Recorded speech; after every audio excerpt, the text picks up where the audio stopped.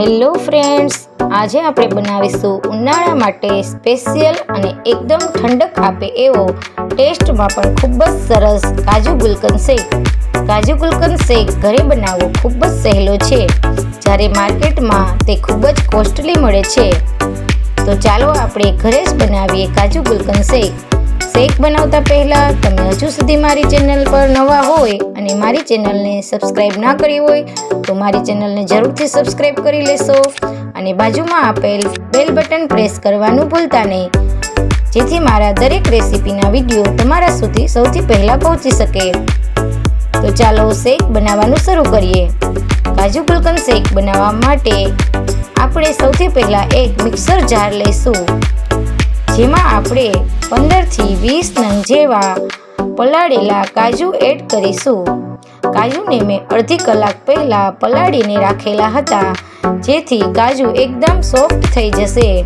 હવે આપણે તેમાં 8 થી 10 નંગ જેટલી બદામને પલાળીને લીધેલી છે અને તેની છાલ મેં ઉતારી લીધી છે, તે એડ કરીશું. ત્યારબાદ એક મોટી ચમચી જેટલું ગુલકંદ એડ કરીશું. હવે આપણે તેમાં 2 ચમચી જેટલું જે રોઝનું શરબત આવે છે તે એડ કરીશું. ત્યારબાદ 2 મોટી ચમચી જેટલી ખાંડ એડ કરીશું.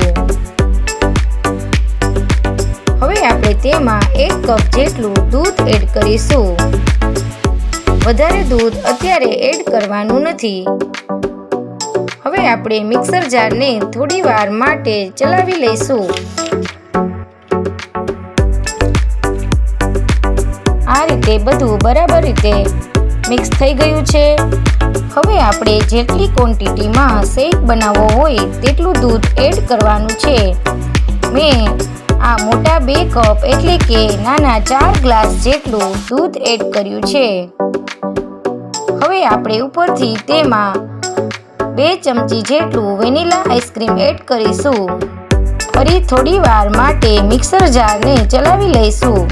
આઈસ્ક્રીમ એડ કરવો તે એકદમ ઓપ્શનલ છે, પણ તેનાથી ટેસ્ટ વધારે સારો આવે છે, જેથી મેં એડ કર્યું છે. હવે આપણે તેમાં 2 ક્યુબ બરફના એડ કરીશું. તો તૈયાર છે આપણો કાજુ ગુલકંદ શેક.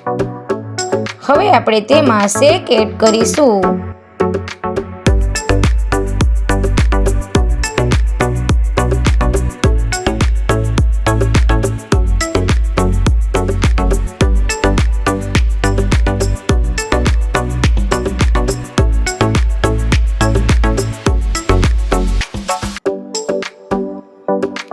ત્યારબાદ તેમાં થોડું રોઝ શરબત ઉપરથી આ રીતે સ્પ્રેડ કરીશું. અને જો ગુલાબો અવેલેબલ હોય તો તેની પાંદડી વડે આ રીતે ગ્લાસને સજાવીશું. તો તૈયાર છે એકદમ ઠંડો ઠંડો કાજુ ગુલકંદ શેક, જે ઉનાળા માટે ખૂબ જ ફાયદાકારક છે. તો ફ્રેન્ડ્સ, જો તમને મારી રેસીપી ગમતી હોય તો મારી ચેનલને લાઈક, શેર અને સબસ્ક્રાઈબ જરૂરથી કરશો. Thanks for watching. મળીએ નેક્સ્ટ વિડીયોમાં.